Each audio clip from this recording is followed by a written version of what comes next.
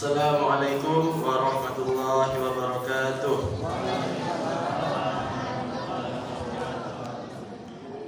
Innal hamdalillah nahmaduhu wa nasta'inuhu wa nastaghfiruh wa na'udzu billahi min shururi anfusina wa min sayyiati a'malina. May yahdihillahu fala mudilla lahu wa may yudlil fala hadiya lahu.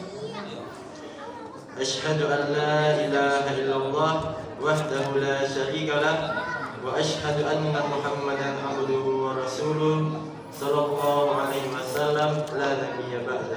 Amma ba'd. Pertama dan yang paling utama sekali, marilah kita panjatkan puji dan syukur kita atas kehadiran Allah Subhanahu wa taala yang telah melimpahkan rahmat dan karunia-Nya kepada kita semua, sehingga kita masih bisa berkumpul di masjid dalam melaksanakan ibadah tarawih pada malam kali ini. Selanjutnya, salawat beserta salam tidak lupa pula kita hadiahkan kepada junjungan umat Islam, yakni Nabi Muhammad sallallahu alaihi wasallam, dengan hantaran kata Allahumma shalli ala Muhammad wa ala ali Muhammad. Semoga kita kelak mendapatkan syafaat beliau di akhirat kelak. Amin. Bapak-bapak, ibu-ibu jamaah tarawih yang dimuliakan oleh Allah, pada kesempatan kali ini izinkan saya membawakan pidato singkat yang berjudul Garam Pemuda dalam Kemajuan Bangsa.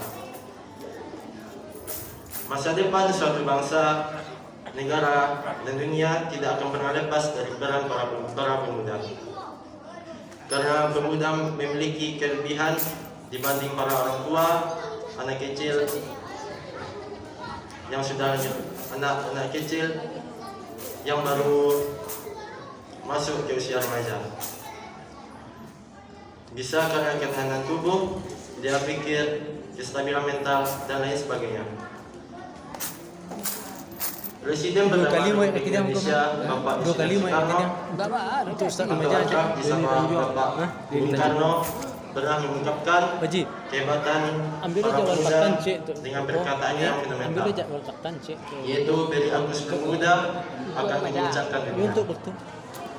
Tokoh-tokoh pejuang seperti bangsa seperti Kiai Haji Abdul Salim, Cut Nyahdin, Tuanku Imam Bonjol, Jenderal Sudirman, dan lain sebagainya merupakan sosok-sosok pemuda yang gigih memperjuangkan kemerdekaan bangsa Indonesia.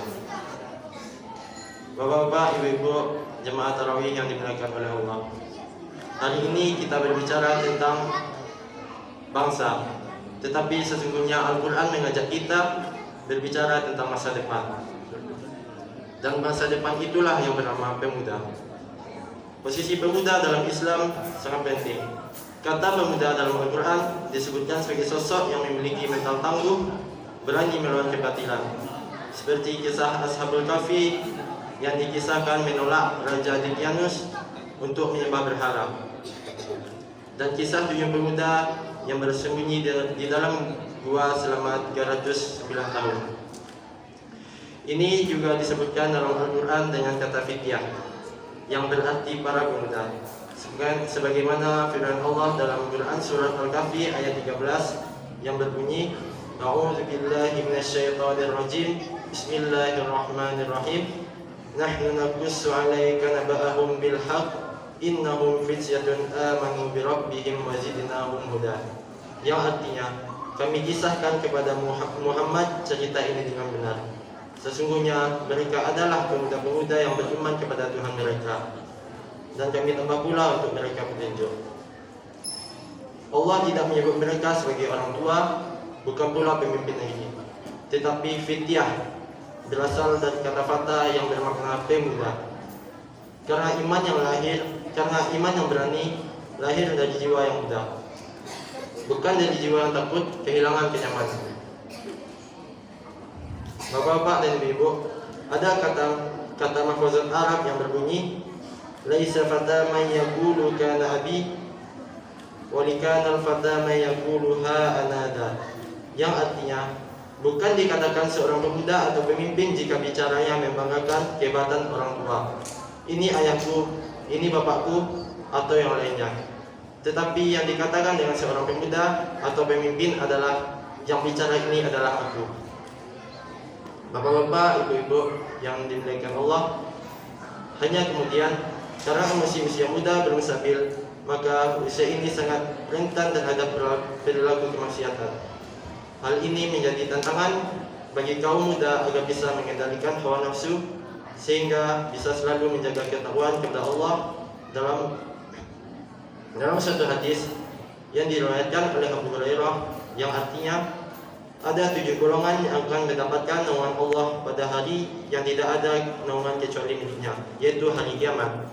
Di antaranya adalah pemuda yang hidupnya hanya untuk beribadah kepada Allah, yaitu seseorang yang hatinya terikat dengan masjid.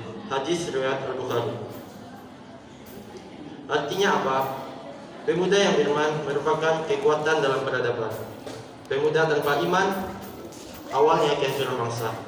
Maka dari itu kita sebagai generasi sekarang lah yang mengemban amanah sebagai penerus bangsa dan penerus para ulama. Harus selalu menjadi pribadi yang lebih baik, unggul dan berprestasi. Karena untuk mengubah orang lain dan masyarakat, kita harus mengubah diri pribadi terlebih dahulu. Sekian pidato singkat dari saya. Mohon maaf apabila ada kesalahan. Wabillahi taufiq wal hidayah. Assalamualaikum warahmatullahi wabarakatuh. Waalaikumsalam warahmatullahi wabarakatuh.